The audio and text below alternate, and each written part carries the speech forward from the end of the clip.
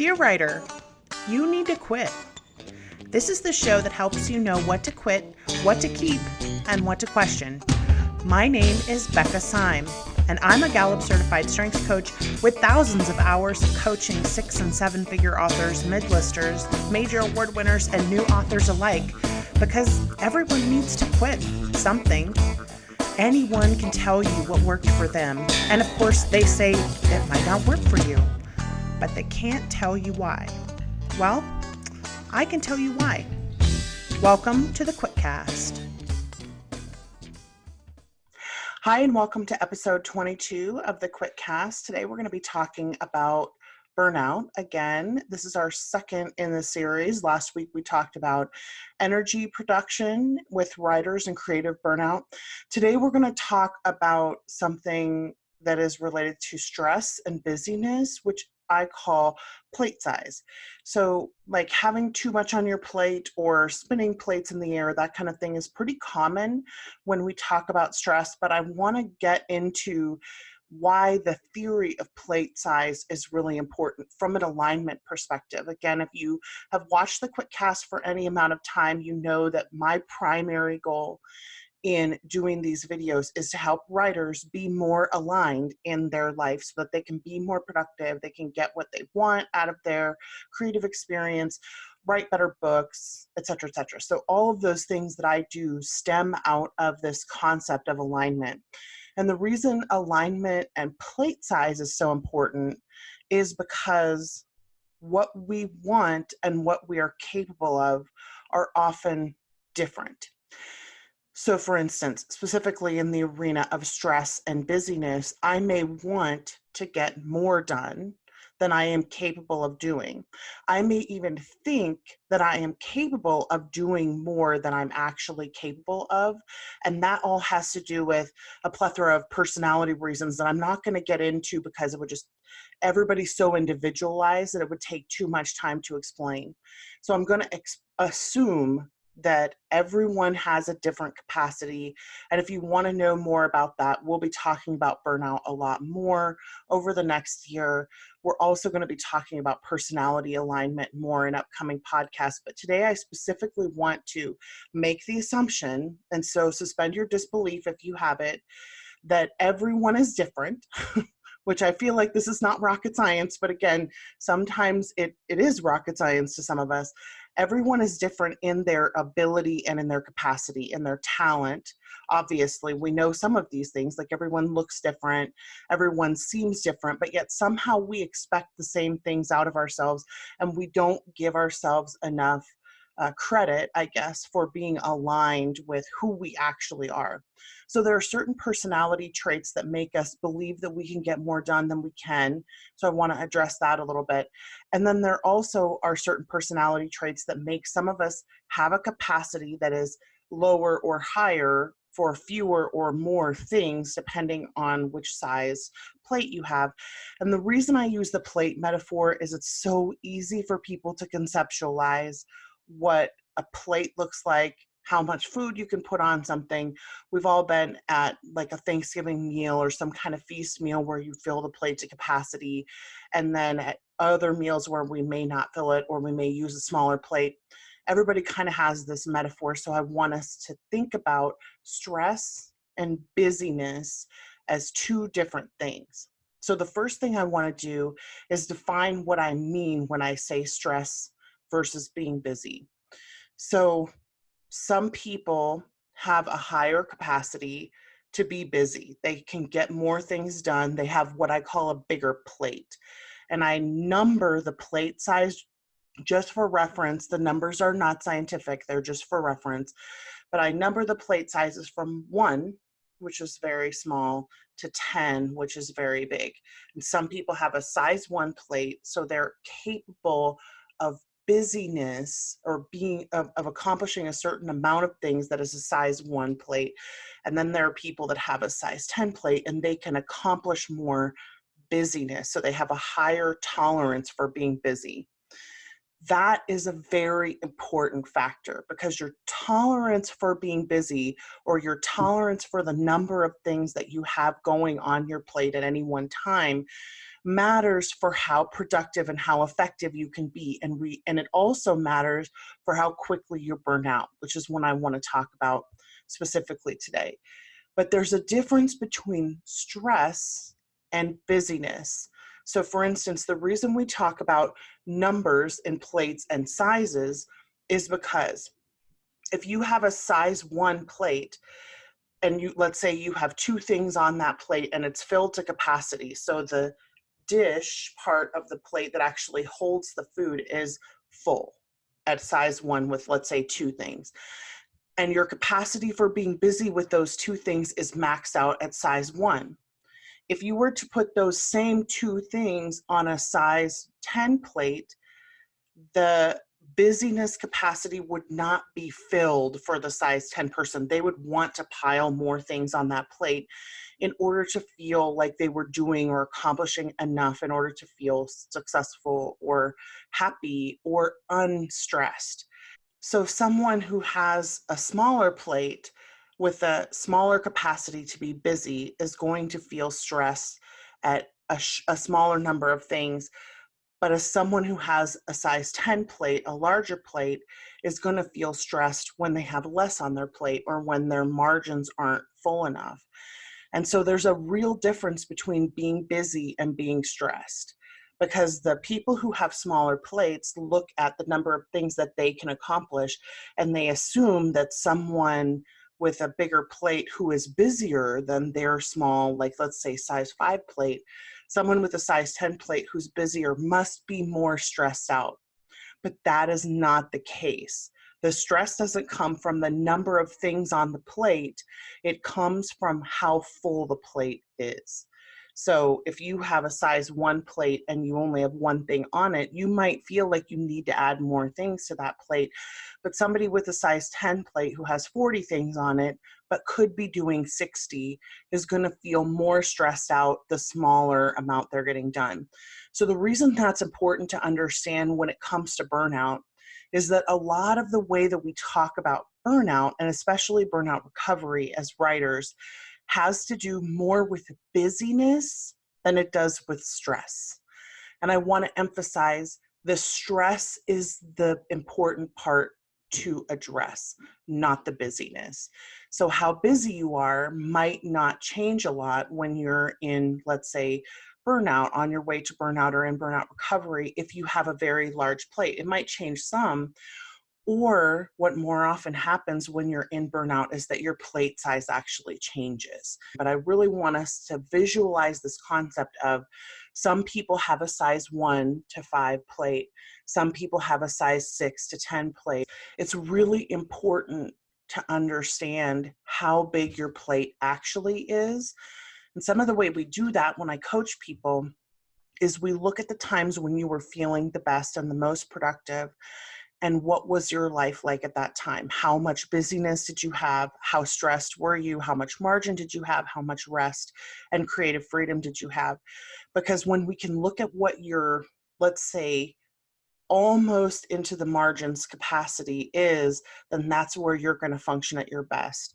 If you're trying to put more on your plate than you're capable of handling because you have a bunch of friends with size 8 plates and you only have a 4, then you need to readjust your expectations of what you can get done.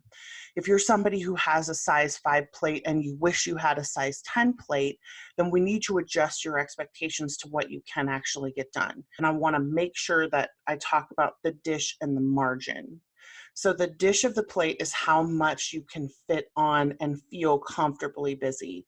And then there's a margin before the plate tips or before you hit burnout, which is what happens when your plate tips off and everything just sort of falls off.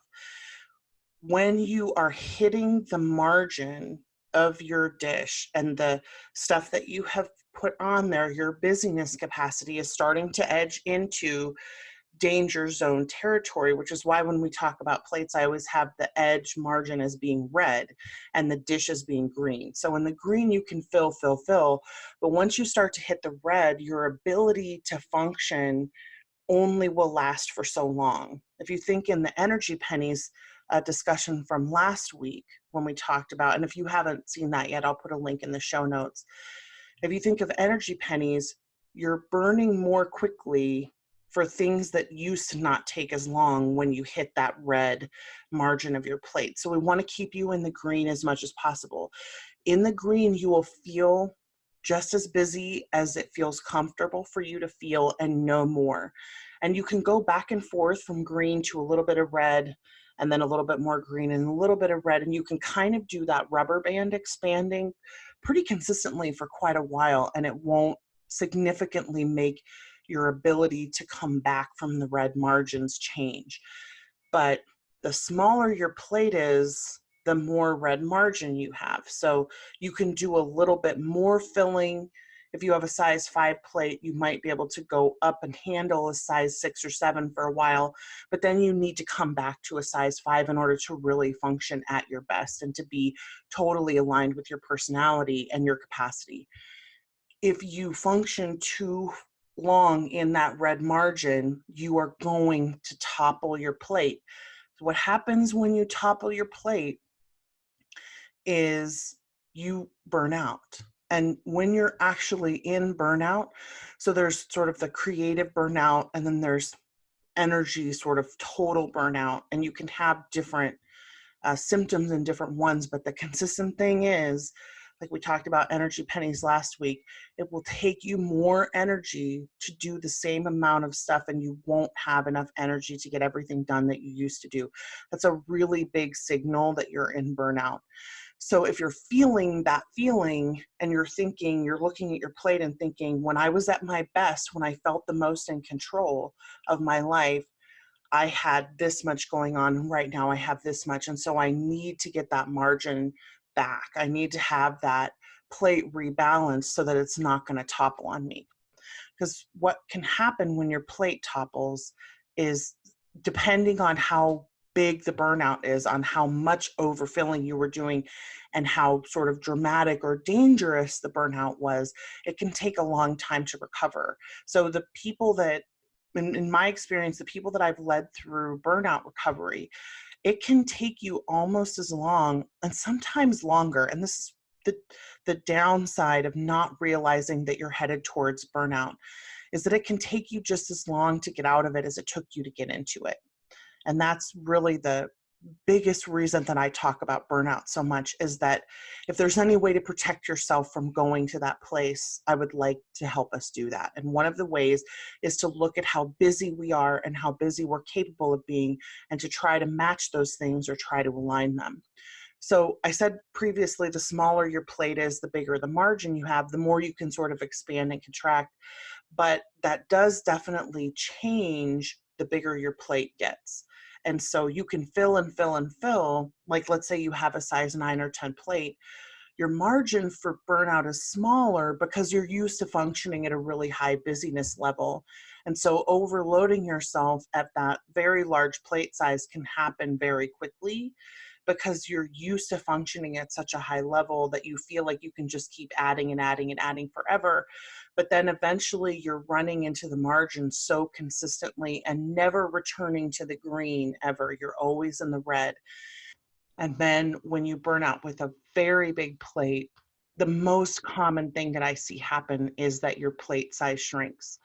And I've seen it be permanent. Like, I've definitely seen people who have burned out so bad, often like in graduate school or in a corporate job where you're working 100 hours plus a week sometimes. I've seen people burn out so bad that their plate size never recovers. But usually your plate size will recover on some level.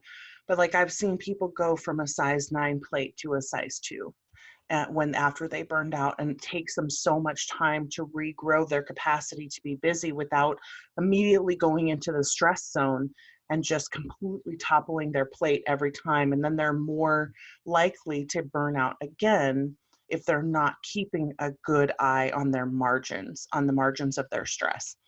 And again, I want to hit again, the reason that it's so important to differentiate between busyness and stress is that busyness is something that changes from person to person.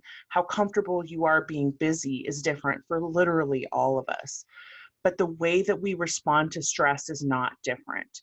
So when you produce stress hormones or your body goes into stress, it's going to react the same way. Like everybody is going to have negative impact when your body gets stressed out. The longer you stay in stress mode, the more dangerous it is for your health and your sanity. And so the more we can do to keep you out of the stress zone, the better, out of that red zone. But some of you are going to be able to be a lot busier. And so it's going to be harder to take, let's say, stock of how busy you can really handle to be. And usually what we do when I do coaching appointments around this is we go back and look at your past history. And so that's a really good place to look for the patterns of how you have been able to handle stress in the past. And if you've never done an assessment like that on yourself, where you've just gone back and looked at, where have I been the most effective? How was my environment set up? How was my health? How was my job? How was the external climate? How much empathy do I have? How much space do I need? How much stability do I need? How hard can I push myself? Those kinds of questions are big time important for alignment because they're different for everybody.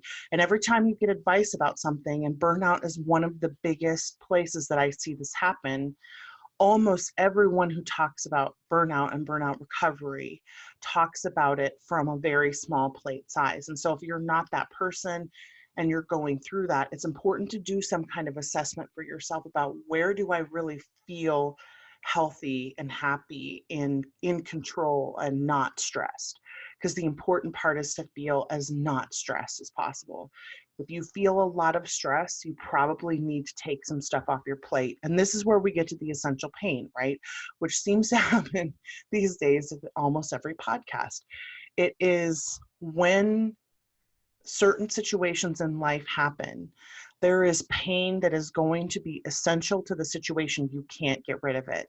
The example that we use a lot, right, is if I knock my elbow on a door, I'm going to feel that pain. It's essential to the situation of me knocking my elbow. If I don't feel that pain, then there's something wrong with me, and then I need to, see a doctor. But the pain is essential to the situation. There's nothing I can do to prevent that pain from happening.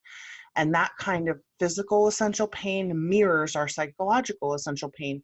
So in a situation like burnout, there's a lot of essential pain involved in that situation, because when you burn out of your energy capacity to do things, and this is the most common frustration that I see with writers, when the energy is gone, when the well is empty, it's empty.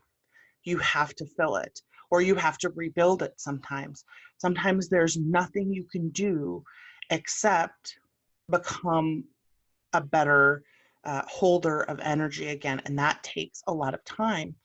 And when you do hit that burnout, you're going to bump up against it, especially if you're used to high production, or you have a bigger plate, you're used to being more busy. You're going to bump up against those old expectations about how much you should be able to handle, because this is what I've always done. And then you're not realizing, oh, wait a second, I'm in burnout. I can't do what I've always done before. I have to recover.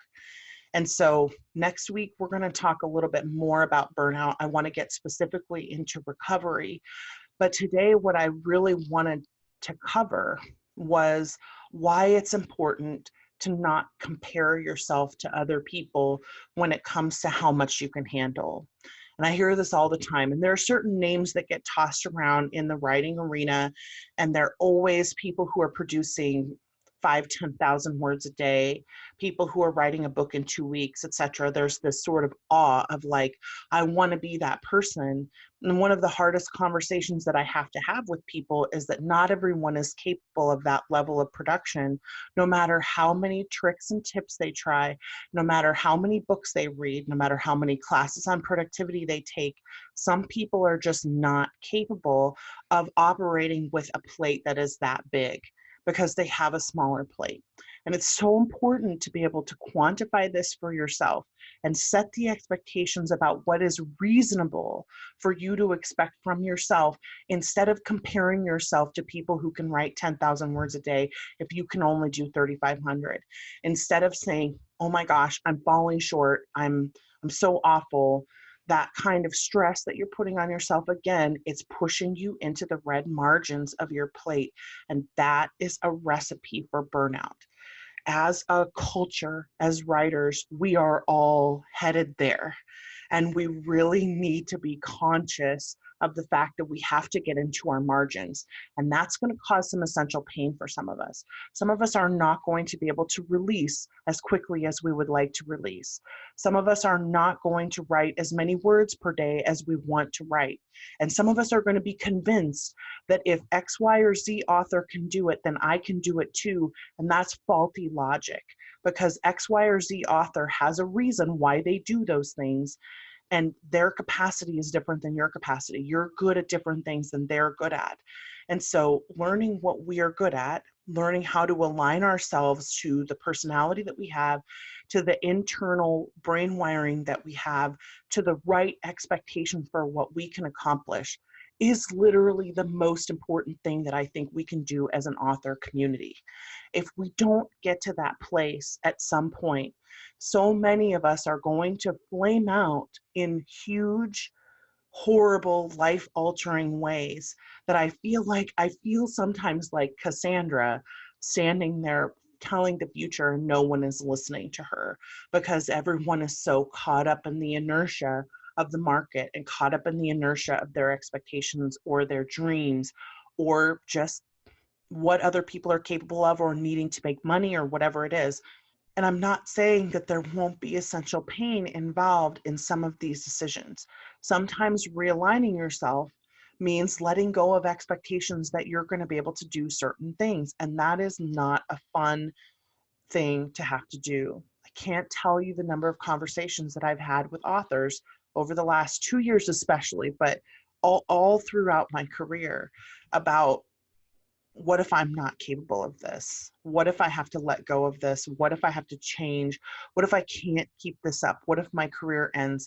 And I have to say, like, honestly, those are questions that only you can answer for yourself, because that fear of what might happen, or that fear of missing out on something, is what is driving you into stress mode at the edges of your plate. And we have got to stop pushing ourselves to those places so consistently. It is going to have long-term health ramifications for us. It could potentially end some of our careers much quicker than it needs to, because we're not willing to face the unrealistic expectations that we're holding about what we're capable of, because we're constantly comparing ourselves to other people and assuming that there's something wrong with us because we can't do what other people can do. The unfortunate truth of life is that we are all different. We're all good at different things. Not everyone has the same capacity, but you have a capacity to do something that no one else does. And this is why I push so hard on the strengths for writers, is if you can understand how your brain is wired to be so phenomenally successful, that you will not be able to find the end of your capacity to do certain things. There's never an end for you to level up in certain arenas, wherever it is that you're the most successful. This is so important for us as writers to understand. This is literally why I do what I do. So that being said, next week we're going to talk about burnout recovery. We're going to talk about what happens when you know for sure that you're in burnout, and how to get through it or how to recover from it. That's going to be a super important one. If you want to share this video with people, please give them the YouTube link. I'm going to put together a special playlist just of the burnout episodes. Once we're finished with all of them, I anticipate there's probably going to be 5 or 6 of them over the next few months. And so please do pass those along to people. This is the one message that I feel like we need so importantly to listen to as authors, is to take care of ourselves, to not get overstressed, to not go into burnout. It is not worth it. It's not worth it. We need to have practice better self-care. We need to be more conscious of what we're doing to ourselves and to our futures. And we really, really need to take conscious effort to find out how much we're capable of, and to stay in the green, in that dish where it's easy to fill, and not go out onto the red margin stress lip of our plate. And I really, really want us I cannot stress this enough. I just want us all to be okay. And I see a lot of us are not okay. And that is literally why I do what I do. So if you want to know more about what I do, there's going to be some links in the show notes. I teach classes, I teach strength for writers, but there's tons of free resources. If you follow my Patreon channel, I do blogs for all the Patreon followers all the time about this kind of stuff. We've been talking a lot about burnout lately. I have a list of videos in my backlog for the QuitCast. There's going to be many, many more. So please subscribe to this. This is a great place to get all of my free content that I give away so that you don't have to pay for stuff if you don't want to. But if you want to pay for stuff, there are opportunities for you to take classes here. I can also refer you to other people. And that's a big part of what I do is I don't do everything. I don't teach everything. I don't coach everybody. I do a lot of referrals so that if you need something specific, I know who to refer you to. So please do ask if you have questions. If you are in burnout, please take care of yourself. Please give yourself the space and the creativity, the creative freedom to recover from this. And it will happen. You will recover. You will be okay. Everyone that I've ever coached through burnout has recovered. It does happen. It takes time, but it absolutely will happen if you give yourself the time and the space to do the recovery. So we'll talk about that next time. Until then, please check out all the links in the show notes. Comment, like, subscribe, share. I hope that this was helpful. If it is, please let other people know about it. I really want us as a community to take care of ourselves and to be around. I want us all to just be around and not stress ourselves into oblivion. So please tune in next week for more on burnout. Thank you so much for watching the QuitCast, and I will see you next time. Bye.